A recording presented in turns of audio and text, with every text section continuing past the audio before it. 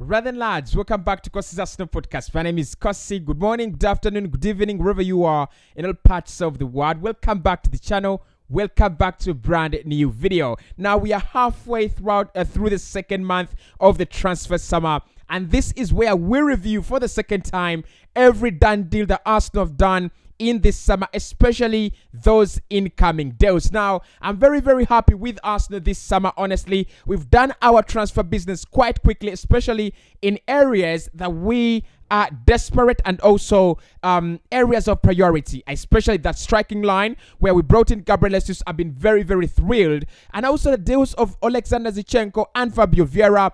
The speed, the initiative, and also urgency that we are showing in this transfer window.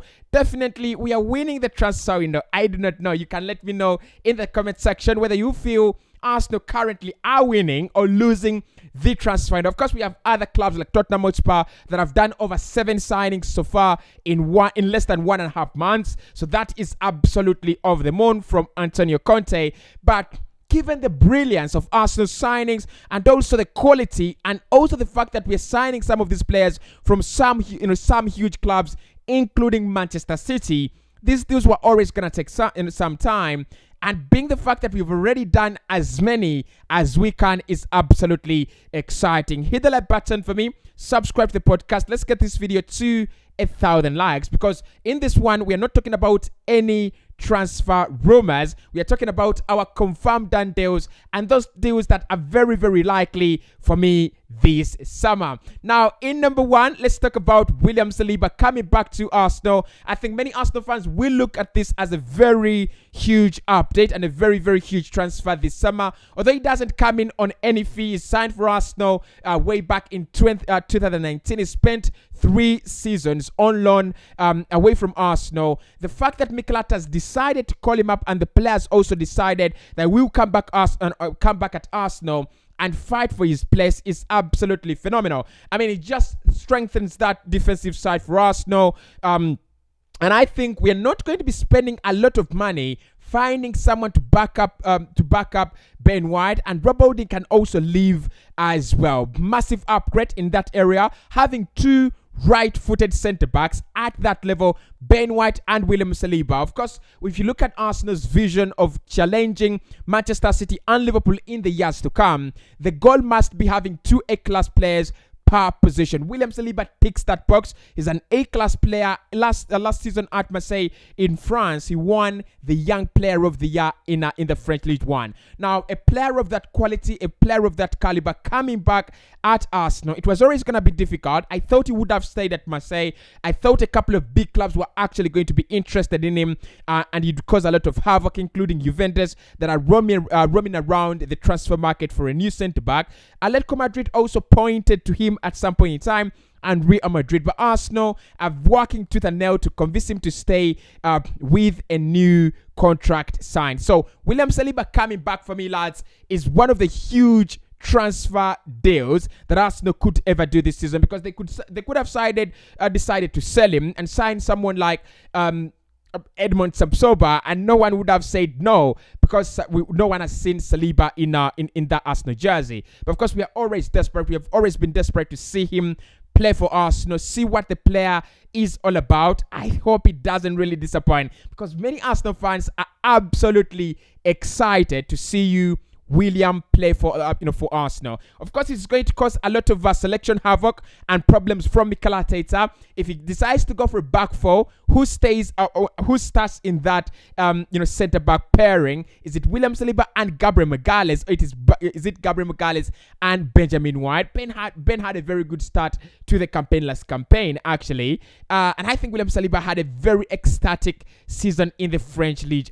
So, with all that being said, William Saliba coming back is quite very exciting, and Arsenal fans will be absolutely more than thrilled. Now, the other deal that I think Arsenal fans, of course, many of you know about this, is McQuinn signing in from Sao Paulo. We signed this one as one of our early signings in June. Now, the McQuinn still makes more sense after Omari Hutchinson joining Chelsea, the Chelsea under-23s. Of course, yesterday it was confirmed by Fabrizio Romano and a couple of other big sources that Omari Hutchinson, one of the players that I really loved in that Arsenal under-23s, was not going to be staying with us. He's not going to be signing a new contract and signed with Chelsea. Now, it makes much more sense that we have signed in McQuinn, of course, an under 19 Brazilian player, but very, very exquisite talent. There is a lot for us to enjoy about him.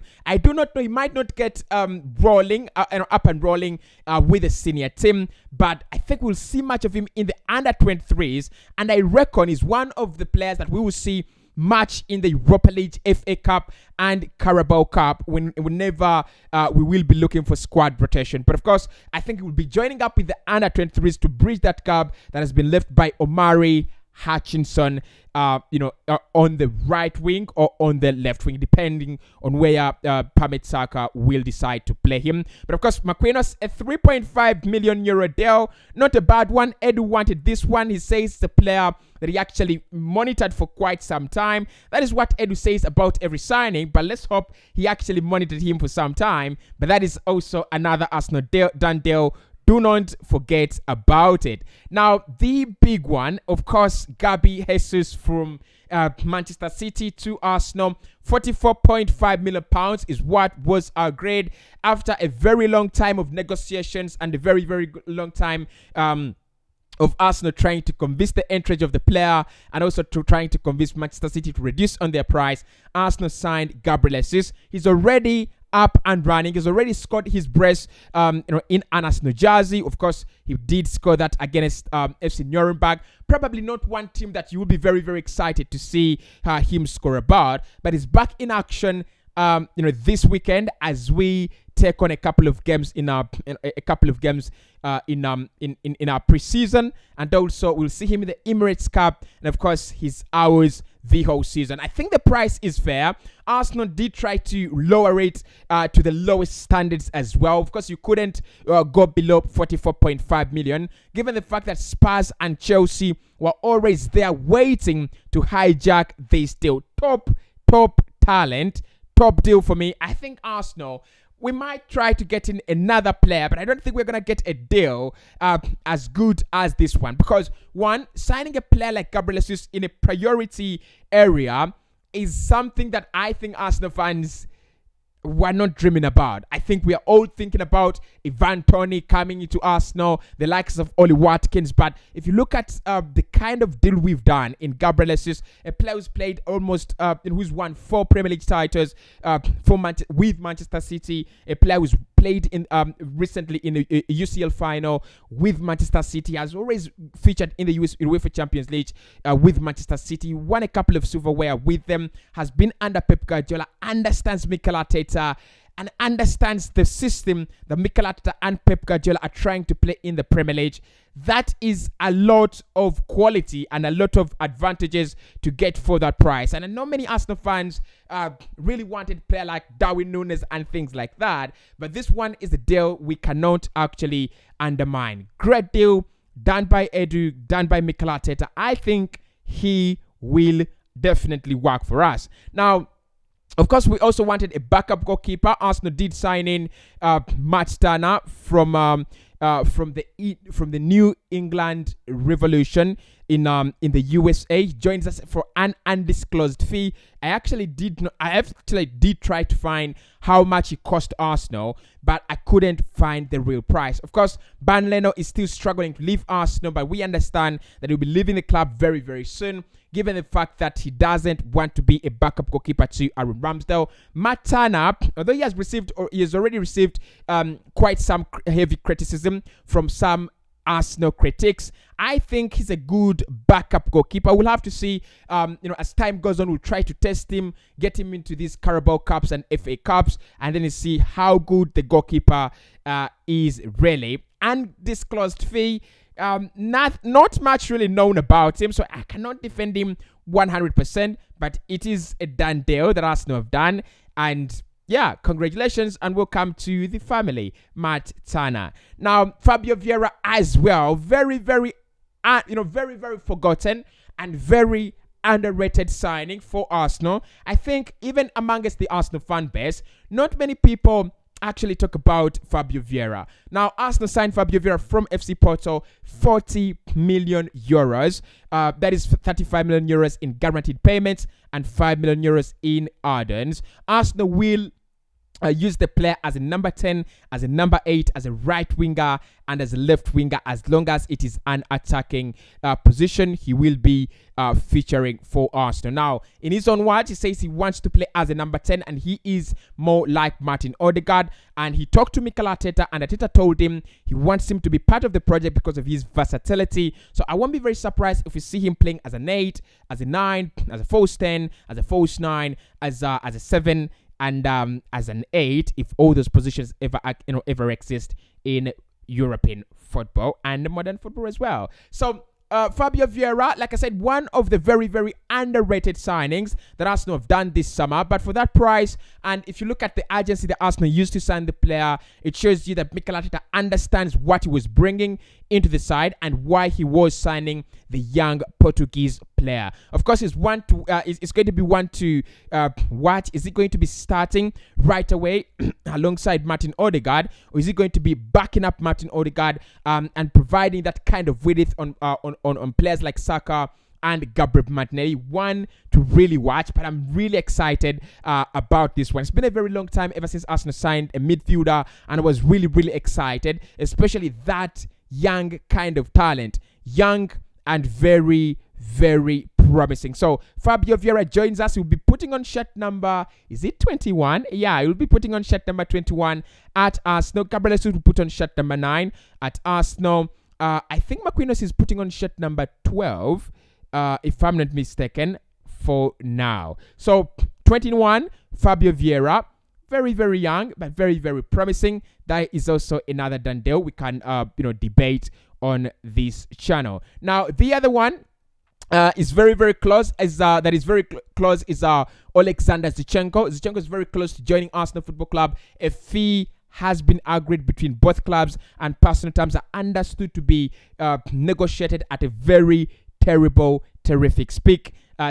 In the next few hours, Alexander Zichenko will be an Arsenal player. By the time you watch this video, probably Alexander Zichenko will be an Arsenal player. But he's one that Arsenal, again, have invested a lot of energy and judgment. I would say it's a very, very palatable, shrewd move for Arsenal. Look, a player playing for Manchester City, playing for a champions. He's again another one entering his prime, only 26 years of age. A player that we understand is going to be helping up in that left back position and also in the central midfield. A player that understands Mikel Arteta as well, and he is understood by the manager. This is a pure Mikel Arteta signing. I do not think Arsenal have signed this one or would have signed this one against the orders or without the endorsement of Mikel Arteta. So Arteta signing Alexander Zichenko, we know he knows what the player is all about. So Alexander Zichenko, 35 million pounds. Yeah, quite interesting in there. But I don't think Arsenal should be worried about this one. I think it will work. And the more regular game time these players get, the more point they will prove that they are actually worth it, and Arsenal fans shouldn't actually be very, very afraid of them. Now, apart from the done deals and the very close deal, I think this July, it is also worth to talk about Yerry Tielemans. Arsenal have been tracking Yerry Tielemans for quite some time now. And to be very, very honest, I think it's a deal that Arsenal will complete. If you look at all the other central midfielders that Arsenal have been linked with, all their links have just dried up, just like water in a desert. SMS, Serge Milinkovic-Savic, nowhere to be seen. Lucas Paqueta is also cooling down, and the likes of Ruben Neves have already disappeared off the radar. He has always been an Arsenal priority in terms of his central midfield, so do not be very shocked and surprised if we sign Yerry Tielemans, probably in July, probably later in this summer. So in terms of our incomings, those are the deals that are worth discussing at the moment. I will do one for the outgoings if we get some significant number of deals. And of course, I will very, very gladly do for you a potential squad for our Arsenal team before the season starts, and you will see who is likely to be included in our defensive line, attacking line, midfield line, and also goalkeeping positions. Stay safe, love you, speak to you soon.